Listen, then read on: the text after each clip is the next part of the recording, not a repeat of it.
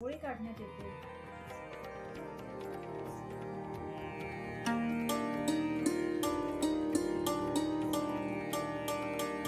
आता गुढीला आंब्याची पाने बांधून सजवण्यात येत आहे। उंच उंच अशी छान गुढी आमची तयार झाली आहे। आता गुढीची मनोभावे पूजा करण्यात येते।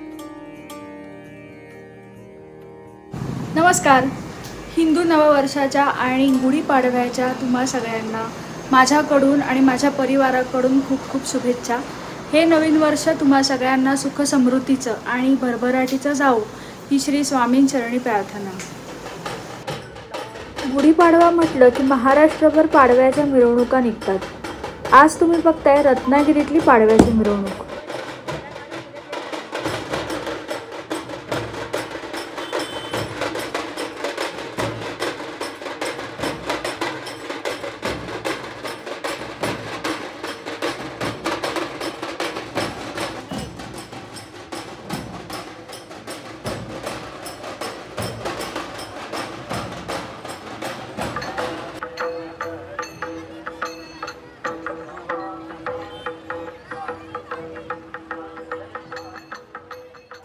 दरवर्षीप्रमाणे आज श्रीखंड पुरी, बटाटा भाजी आणि व्हेज पुलाव असा सिंपल आणि मोजकाच मेनू करायचं ठरलंय। तुम्ही काय बनवताय पाडव्यानिमित्त? कमेंटमध्ये नक्की सांगा हा।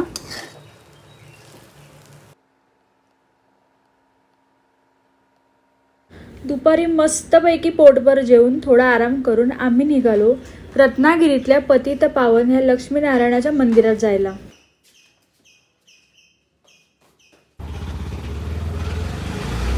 रत्नागिरीच्या गाडीतळ ह्या भागात हे पतित पावन मंदिर आहे। आम्ही रिक्षाने तिथे जायला निघालो। आमच्या घरापासून रिक्षाने फक्त 5 मिनिटावर हे मंदिर आहे।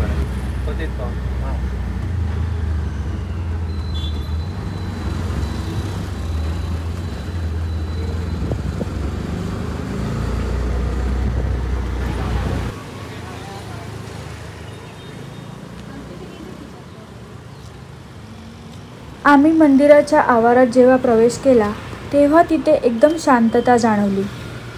बाहेरच्या वर्दळीचा मुख्य रस्ता प्रवेशद्वाराला अगदीच लागून असला तरी बाहेरच्या गाड्यांचा गोंगाटाचा आवाज मुळीच मंदिराच्या आवारात येत नव्हता।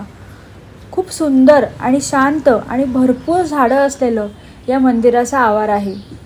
रत्नागिरीच्या पर्यटन स्थळांपैकी स्वातंत्र्यवीर सावरकरांचं पतित पावन हे मंदिर बघण्यासारखं ठिकाण आहे।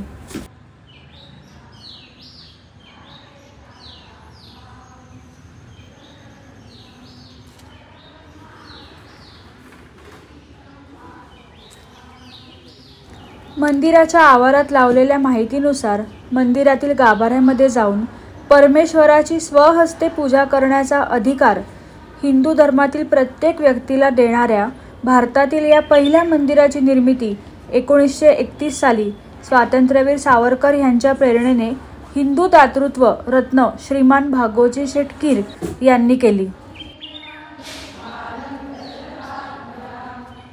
रत्नागिरीच्या सामाजिक क्रांतीत या मंदिराला मानाचं स्थान आहे। सामाजिक इतिहासाच्या दृष्टीने याच मंदिरात सावरकरांनी घडवून आणलेले सर्व जातीतील लोकांचे सहभोजन ही एक क्रांतिकारक घटना होती।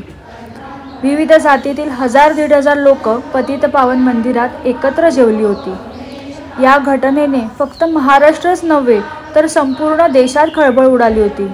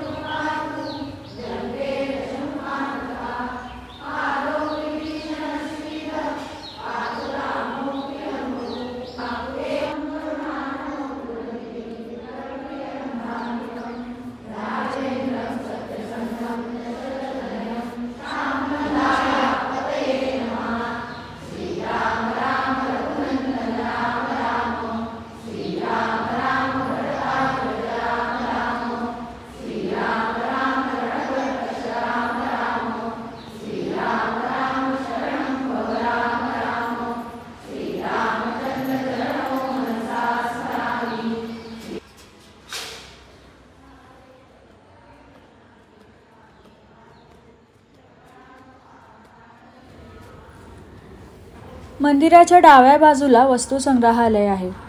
मंदिराच्या अगदी समोरच्या परिसरात दानशूर श्री भागोजी गिर यांचं स्मारक आहे.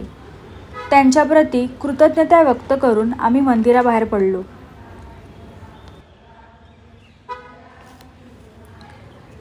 आज खास गुढीपाडव्यानिमित्त खलवायंतर्फे रत्नागिरीत पर्याच्या आळीत कैलासवासी रामदास कामत यांनी गाऊन अजरामर केलेल्या गीतांचा कार्यक्रम होता.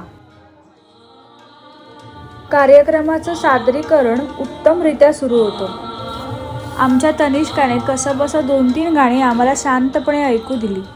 मग मात्र आम्हाला तिथून निघावं लागलं. तर कार्यक्रमाची एक झलक पाहूया.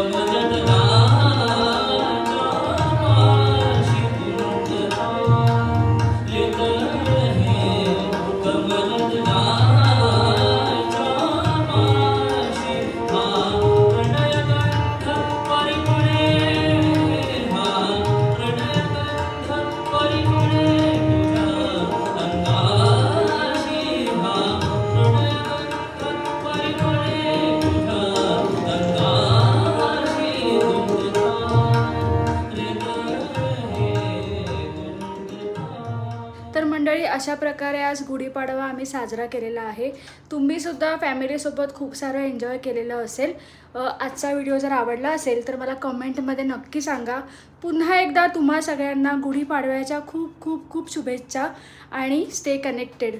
बाय.